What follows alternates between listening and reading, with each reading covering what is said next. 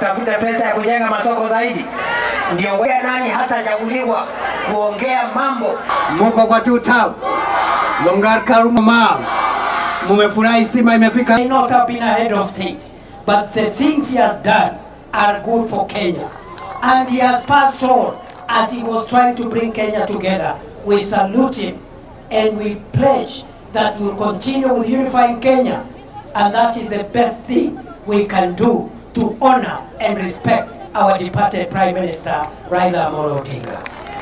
Kwa hivyo wale wako na mambo ya kujaribu kuchokora amani, kutumheshimu mwenzetu, tunawasihi kwa heshima waheshimu familia yake na waheshimu maisha yake.